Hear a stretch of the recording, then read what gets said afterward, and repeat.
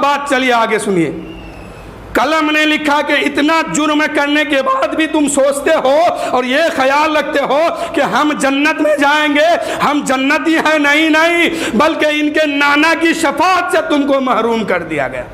اس شعر کو دیکھنے کے بعد یزیدی بخلا گیا, یزیدی کتا حیران میں آ گیا کہ اب کیا کیا جائے. جلدی سے وہاں سے بھاگا ہے, سر کو لیا ہے, ہر سر کو نیزے پہ لے کے چلا ہے. چلتے چلتے کئی دن چلنے کے بعد پھر تھک گیا تو ایک گرجا گھر سامنے آیا.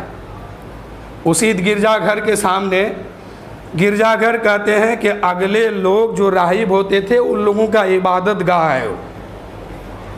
تو اس کے دیوار میں جب امام حسین کا سر رکھا تو یزیدیوں نے کیا دیکھا کہ یہاں پہلے ہی سے یہ شعر لکھا ہوا ہے کہ امام حسین کو قتل کرنے کے بعد بے دردی کے ساتھ ان کو تڑپایا, ان کے بچوں کو بھوکا پیاسا رکھا, ان کے خاندان کو قیدی بنایا, اور اب بھی تم مسلمان ہونے کا دم بھرتے ہو, اب بھی تم جنت میں جانے کا خیال رکھتے ہو, اب بھی تم ان کے نانا کی شفاعت کی امید رکھتے ہو. ہرگز تمہاری شفاعت نہیں ہوگی. جب اس شعر کو دیکھا انہوں نے, یہ بات بھی 12 تقریر میں موجود ہے, بہت چھوٹی سی کتاب میں ہے یہ بات جب انہوں نے دیکھا تو راہب سے پوچھا کہ یہ بتاؤ یہ شعر کس نے لکھا ہے. راہب نے کہا, وہاں کے پجاریوں نے کہا کہ مجھے کیا معلوم کہ کس نے لکھا ہے, اور تو کیوں پوچھ رہا ہے؟ گرجا گھر میرا ہے, عبادت گاہ میرا ہے, بنوایا ہمارے باپ دادا نے, تم پوچھنے والے ہوتے کون ہو اور کیوں پوچھتے ہو کہ یہ کس نے لکھا؟ ہمیں نہیں معلوم ہے, ہمارے باپ دادا کو بھی نہیں معلوم ہے کہ کس نے لکھا.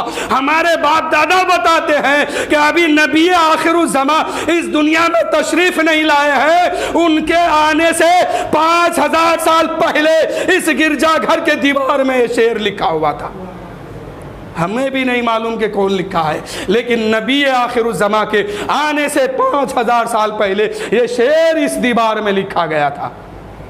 جب اس منظر کو دیکھا وہ راہب آگے بڑھا, آگے بڑھ کے دیکھتا کیا ہے کہ سر ہے نیزے پر. کئی سروں کو دیکھا. راہب نے پوچھا, اے لوگو یہ سر کس کا ہے؟ سب سے آگے جو سر رکھے ہوئے سر کن کا ہے؟ اس لیے کہ امام حسین کا سر شہید ہونے کے بعد بھی چمک رہا تھا, تمام شہداء کا سر چمک رہا تھا. یزیدیوں نے کہا کہ یہ حسین بن علی ابن علی کا سر ہے. کہا کہ کون ابن علی؟ وہی نا جو نبی کا داماد ہے. راہب کہہ رہا ہے وہی نا جو نبی کا داماد ہے. کہا کہ ہاں وہی نبی کا داماد ہے. تو راہب نے کہا کہ او ظالموں, صاحب کیوں نہیں کہہ دیتے ہو کہ یہ حسین کا سر ہے, حسین کا سر ہے, نبی کے نواسے کا سر ہے. یزیدیوں نے کہا ہاں نبی کے نواسے کا سر ہے. اس راہب نے کہا کہ ہمیں کیا غرض, تم کس کا سر کاٹ کے لائے ہو نہیں لائے ہو, ایک رات کے لیے مجھے یہ سر مجھے دے دو اور 10,000 درہم میں اس کے بدلے میں تمہیں دیتا ہوں. یزیدی انکار نہ کر سکا.